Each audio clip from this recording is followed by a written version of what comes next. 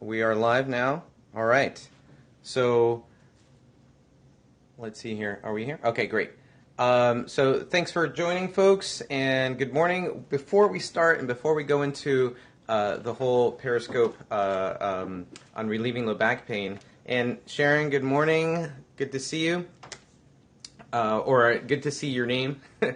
So before we go on, I want to give you a few little kind of admin announcements. And again, feel free to share this with your friends. Feel free to send hearts. Feel free to let your folks know about these Periscopes, these videos that are going up. But I want to give you a few announcements. First off, we are officially moving into moralesmethod.com. Before we had the URL moralesmethod.com and we were Morales Method, but we have always, up to a few days ago, always had it under the URL martymorales.com. But now as we're growing, we've got more instructors under the umbrella, we've got more programs under the umbrella. We decided to make it official, so we're official now. We're under moralesmethod.com. So you can go type in moralesmethod.com, tell your friends about it, you can link to that URL, and that's where you can go. Alrighty? Also changes your email address. Yes, that also changes my email address. Thank you.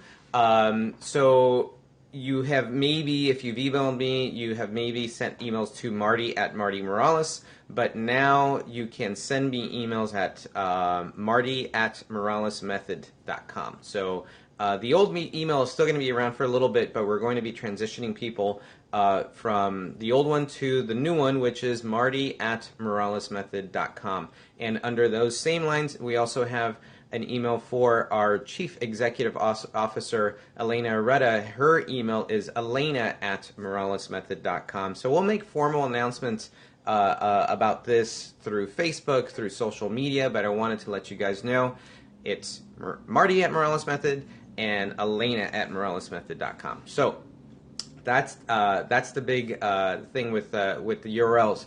I have told, and we have been telling people, but wanted to let people know under the Periscope world that Art Riggs, the famous and renowned Art Riggs, author of Deep Tissue Massage, Myofascial Release, and world class instructor, has joined the Morales Method, and we have created a Morales Method Deep Tissue Therapist program led by Art.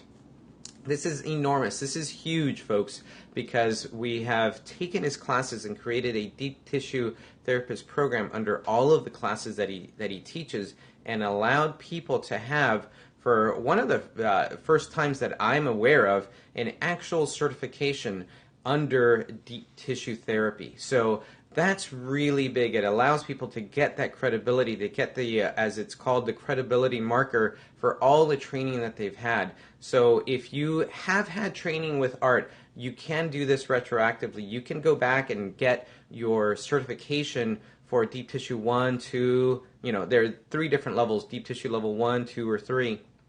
So that will all be posting up on the website very, very soon. We have information as it's coming along, and we will have forms that you can submit in order to get your credential, your certification. Alrighty, so be on the lookout for that. Like I said, this is huge. This is not just California or even San Francisco centric. As some of you know, Art teaches all over the world. So we are seeking to bring in all of those folks that have been taking classes from all over the world under this umbrella, namely Scandinavia, so Northern Europe, Eastern Europe, Asia. So this is, it's going to be neat, and you're going to be part of a really cool family that is that has a lot of amazing skills. Thank you for the hearts. That has a lot of amazing skills and is all over the world. So it's going to be a neat thing. And like I said, we'll give you more information of that as we go along. I think that's it for announcements. I will be giving you the dates of the Relieving Low Back Pain workshop. We do have a Relieving Low Back Pain workshop happening in April. So hence the Periscope talk. And I'll give you another announcement for our December Las Vegas class. So so lots of information for you guys. Oh, thanks, Sharon. Sharon, I so appreciate that. Thank you. My book. So the other thing that has come out is we released the first edition of the Morales Method Core Integration. Here we go. Thank you so much. Core Integration Therapy book. Here it is. And you know what's really neat? I really appreciate that when we announced it first, we had such a great response, such a positive response, and people have really appreciated the contents of the book. So again, this is the Morales Method Core Integration Therapy, which is a unique approach to structural integration bodywork. So here it is. It's available on Amazon. You can go online and you can look for it there. You can look it up under Core Integration Therapy. You can look it up under Marty Morales. So thank you, Sharon, for mentioning this. Here we go. Thank you. I maybe in another Periscope I'll talk about how I've actually been sharing this information with other people in the industry and their responses to my ideas and the way that we're working, which has been positive. So there we go. So let's continue with Mr. Otto and relieving low back pain. Let me get my laser pointer. So here we go. One of the first things, I'm going to go away from the camera a little bit so you get a good look at Mr. Otto's back. One of the first things that we look at when we assess and when I start teaching assessment in the Relieving Low Back Pain workshop is the SI joint. So how the sacrum and the ilium interact and what we can do to get people out of pain, to bring about pain relief. This model of bringing about pain relief, it's really it's centered around what is happening with the structure and how we can bring about how we can assess a possible misalignment in the structure and how we can bring about relief by alignment. So that's the basic assumption of this model, and we understand that there are different, I would say, exceptions to the model or maybe caveats to the model. We understand it. One of the biggest caveats is that structural perfection doesn't necessarily equate into functional ease. So, for example, if we assess a possible rotation of vertebra and we work to bring that rotation back into alignment, doesn't necessarily mean that the person is going to get pain relief. So we know that, we understand that. There are studies that prove that it's not always one-to-one correlated, but we also understand that if we follow this model, it's one of the things that we have that we can grab onto. Physically, we can see what is happening to the person's body, and B, there's a good chance that we can help by following this model. So, like I said, it's not 100%, it's not flawless, but it can get you there, and it can get you to a place where you're helping the structure and helping your client as a result. So, that being said, we can look at this model, we can look at the SI joint and understand what's happening to the SI joint. So I'm going to give you a little bit of SI joint and a little bit of lumbar spine information that hopefully will help you for assessment purposes. So also let me know, I see people coming on and dropping, so I don't know if it's if people are dropping because of the Wi-Fi or, if they're not getting the message. If you're getting the message, great. If you have any questions about it, feel free to ask. But, if the signal is choppy or anything like that, just let me know. I'm looking at the numbers and I'm seeing that sometimes there's a drop. People come back on and then they drop off again. So let me know if anything's going on your end. All right. So far, pretty good on my end. All right. So let's look at this SI joint. And I'm going to use my laser pointer. Hopefully you'll get to see this the laser. Let's see if you can see it there. I think you can see it. So here we have our SI joint right in here and right in here. And this SI joint operates like on a track, and there is a slight C and almost even a little bit of an S curve in this track. But we're concerned with that C curve in the track. And sometimes what can happen is that there can be a restriction in that SI joint. And notice I said C curve. I'm going to turn this guy, Mr. Otto, to his left. And you can see that the sacrum is shaped this way, right? But the the track of the SI joint is actually in this opposite direction. So just think of it's in the opposite direction of the shape of the sacrum. And when we walk and when we move around, we've got two SI joints. We've got one over here and we've got one over here. When we walk, there is slight movement in that area, in that track. And there's enough movement in that area, along with movement of ligaments and movement of muscles, to create a movement on the sacrum, so that when the sacrum is when you are walking, the sacrum is moving, and we have this almost like this royal wave happening in the sacrum. So it's safe to assume that you have a royal wave in your pelvis when you're walking. Some of us more than others, but here we go. It sort of moves like that. So one way to assess when we are having people walk or when they come in with some sort of issue is to actually put our fingers in this area and to feel for that movement when that person is walking. So this is one of the assessment tools that we use when we check for SI joint restriction. And let's talk about landscape and landmarks and what we're going to do. So here's the ilium, and this is the PSIS. So this is the posterior superior iliac spine. Again, posterior superior iliac spine. And I'm going to find it, and then I'm going to move my thumbs medially right in here, just like that, so that I can find the sacral base.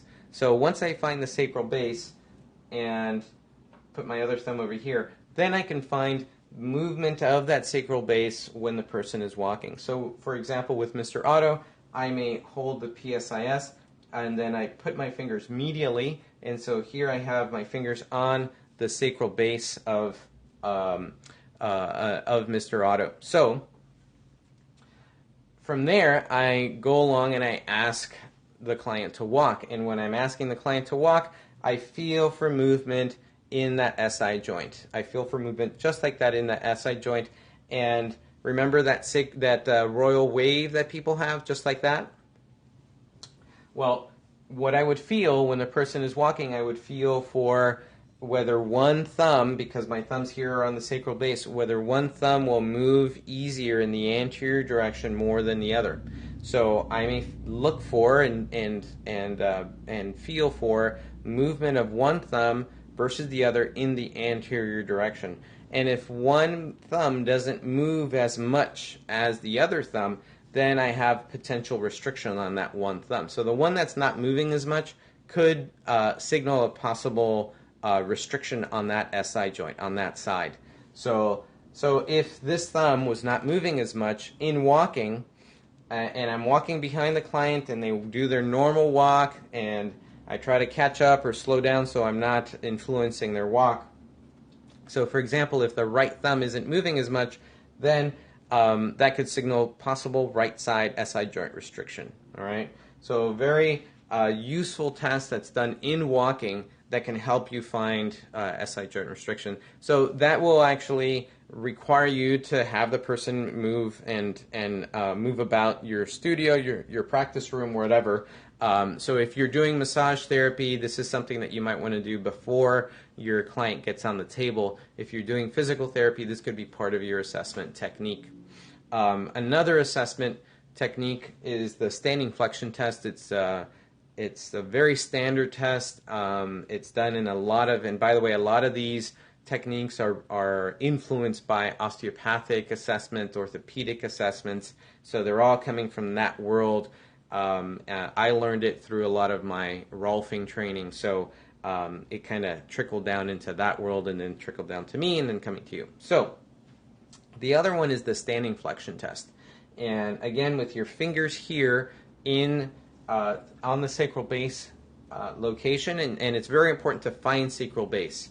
So not on PSIS, you move medially and you find that sacral base. So once you're there, you have the client curl forward and reach for toes. And it's very important that you don't have your client like straight back, come on down like that. You don't want that. You actually want the person to curl forward. All right. You also don't want the person to push their pelvis back and and then try to touch their toes by pushing pelvis back. You actually want standing straight and nice, easy curl forward. All right. You also don't want the person to bend at their hamstrings, ischial tuberosities. They don't need to impress you with how they can touch the floor. That's actually not what we're looking for. We're looking for we're looking for movement in the spinal column. Okay, so when they do that standing flexion test and they're doing it in the way that we're talking about, then if one of your thumbs, and here are my thumbs again, if one of your thumbs moves more superiorly than the other, then that could indicate a restriction. Sometimes what also happens is that they will move a little bit posteriorly, but also superiorly. So posterior is good. Posterior is what you're looking for. But when it starts to move anteriorly, that's when you want to look out, because that could indicate a possible restriction in Mr. Otto's SI joint. What's happening there? Well, when the curve is happening in the spine, when the person is flexing and their spinal column is curving forward, if there's a restriction in that SI joint, then this L5 vertebrae will just basically take that sacrum with it, more so on the restriction side than on the non-restricted side. And when that happens, the ilium, the L5 will all take sacrum with it, and you have this kind of superior movement of the sacrum on that side. So that's something you want to look out for when you're doing the standard flexion test. Again, restriction on that side will indicate that there is movement in the superior direction on that side. Alrighty? So keep in mind that when both thumbs were like this, and when one thumb starts to move more superior than the other, then that's when you have a possible restriction. So when it's all neat and when there are no complications, you would just feel one thumb move more than the other. Sometimes, though, what happens is there's a little bit of complications. And just to indicate, let's imagine my thumbs are down here and they're just up here for now. Sometimes what will happen is that one thumb will move up superiorly and will come back down during the whole flexion, and then the other thumb will move up much more so. And then the student is thinking, well, what's happening here? Why are both thumbs moving up but at different rates? So remember that C curve that I mentioned in the SI joint, and remember how I said it's C, but it's also part of a bigger S curve. So that could indicate restriction at different parts of that track of the sacroiliac joint.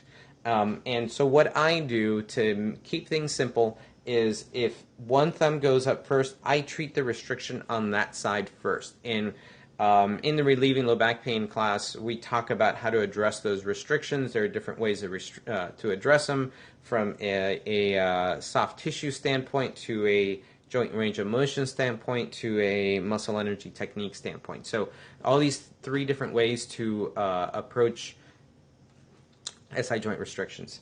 So what I do is I address the one that goes up first, and then once that has resolved, then I would see if there's still something going on the other side, and if so, I would address that side. So just to keep things simple, all right? Let's go to lumbar, all right? And, by the way, so the Relieving Low Back Pain workshop that I've been talking about is happening in this April. This coming month, April 8, 9, and 10 in San Francisco. So Friday, Saturday, Sunday in San Francisco. Come on down. We'll have lots of great information for you. And if you show up, I'll buy you an ice cream sandwich, all right? Hopefully I don't have to buy too many ice cream sandwiches. And hopefully I didn't promise that to too many folks. So let's go to lumbar, all right? The lumbar spine, I think it's really neat because we can really find what's happening with that spinous process.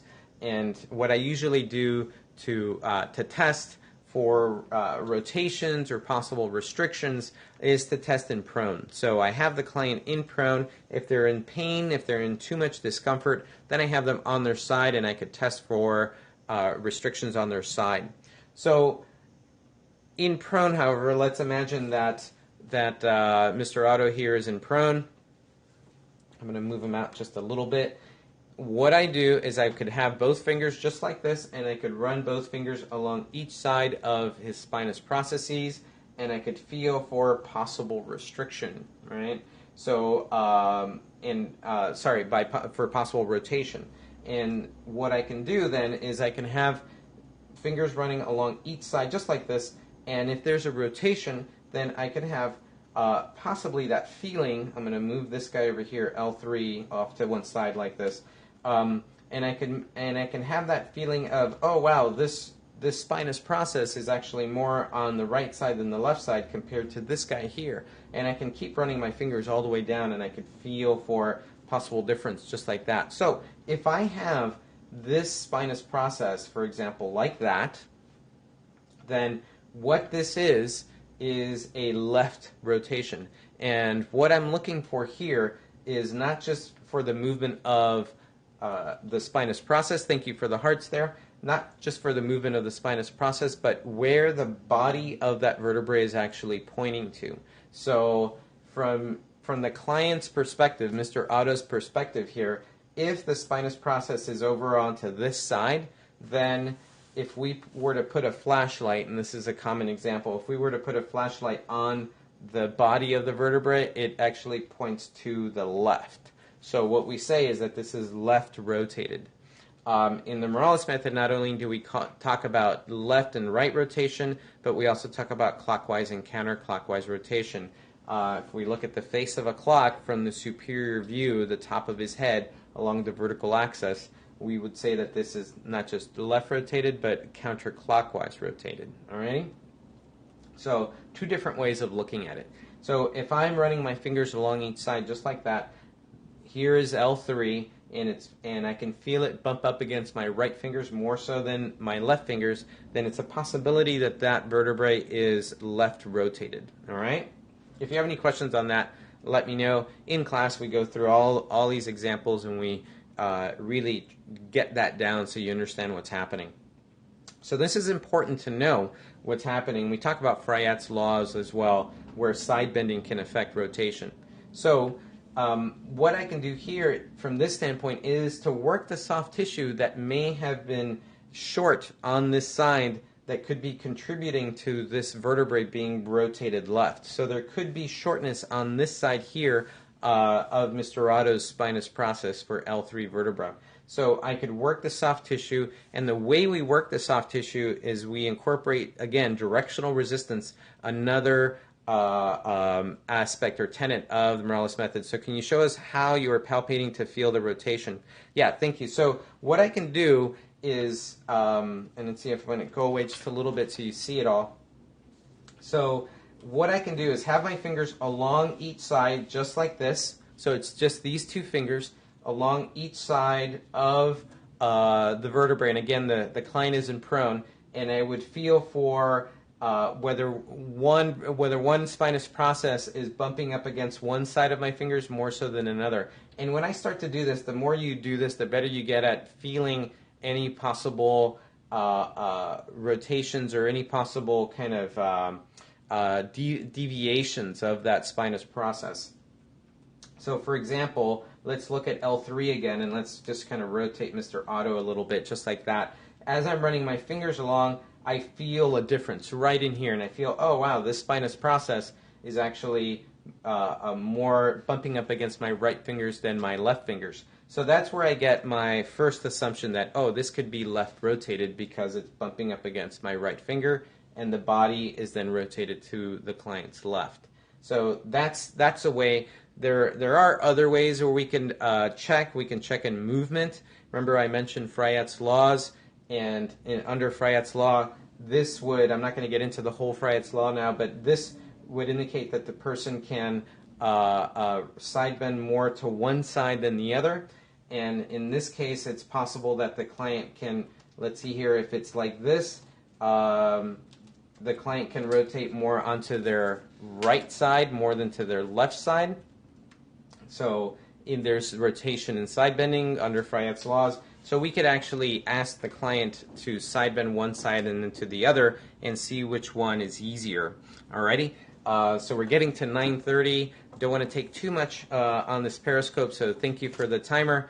So that's one way. In the Relieving Low Back Pain workshop, we talk about how to address this stuff and how to actually get to a place where the client can, where we can work the tissue and get the client moving in a way that would help them to get this vertebrae back into proper joint range of motion. One of the things, just because I mentioned sideline, I'm going to bring it up right now and then we'll end it. But one of the things we could do, as I said, if the client can't side bend in one side more than the other, then in prone, so it's a neutral prone position. There's no vertical compression happening on the spinal column. We may side bend them in the direction that we want to in order to promote proper movement of that vertebrae, and right in that location. So I would side bend Mr. Otto right here in this location on the table, and I would work the tissue using directional resistance to allow for more freedom of movement in that joint. And then eventually I would ask the client to side bend on their own, and sometimes there's relief, sometimes you'll hear some sort of adjustment, which is fine. That's up to them. That's not something we're seeking, but sometimes it happens, and boom, they're off and they're off and running. They're in a better place. So I love this work, and I think to me it's been a big part of my practice because throughout the years, back when I was 16 years old, I had a back injury that I had to kind of work myself out of, and from there I had to learn how to I had to learn what was going on in my body. Thanks for the hearts. I had to learn what was going on in my body to really learn it. And sometimes, we become experts of things because these are the things that we deal in our own bodies. So I had to become an expert in this stuff to deal with the stuff that was happening in my body years ago. So anyway, hope you like the Periscope. If you have any questions, you can contact us on Morales Method Facebook page, Twitter, Instagram, anywhere. Again, our new emails are Marty at Morales Method, or you can contact the CEO, Elena at Morales Method. Do you have anything to say, Elena, before we close it? I think you wanted to mention real quick the December class in Vegas. Yes. So Las Vegas, December 3 and 4. We will be there in Las Vegas. Art Riggs will be teaching. It'll be a doubleheader. Art Riggs will be teaching one day of knees, knee work under the Art Riggs way, and I will be teaching a one day on ribs, how to get to ribs and thoracic spine. So it's going to be a really fun weekend. You can go to the website and purchase tickets. Tickets are already on sale. I'm calling it tickets, but you can register and you can get into the workshop. And there is an early bird special that goes from now until June, I believe. And people have already taken advantage of. Yes, people are already signing up. So we expect this class to max out, to fill up. So get your registrations in. You get 16 hours of Nevada State hours, or if you're anywhere else in the country, you get 16 NCBTMB continuing education hours for the workshop. And that's it, folks. Thanks for staying with me. It's probably the longest. We're in Vegas, North Vegas, at the Northwest College in North Las Vegas. So just a quick hop, skip, and a jump from the Strip. I believe we're in North Vegas. I believe that's Henderson. Correct me if I'm wrong. It's still Las Vegas. It's still Las Vegas. Okay, it's still Las Vegas. It's on the website. Okay, everything there is on the website. Feel free to go on there and check it out. But if you can't find it, go to moralesmethod.com, and then under Morales Method, you can scroll down to class schedule, and you can find the information there under class schedule. Thanks again, folks, for sitting in here with me. Probably the longest Periscope we've done. I can talk about this all day. So, this is great for me. This is just fun. So anyway, I will talk to you guys later. Have a great day. Looks like it's not raining in San Francisco. Go out there, get an ice cream, and I will talk to you soon. Okay, bye.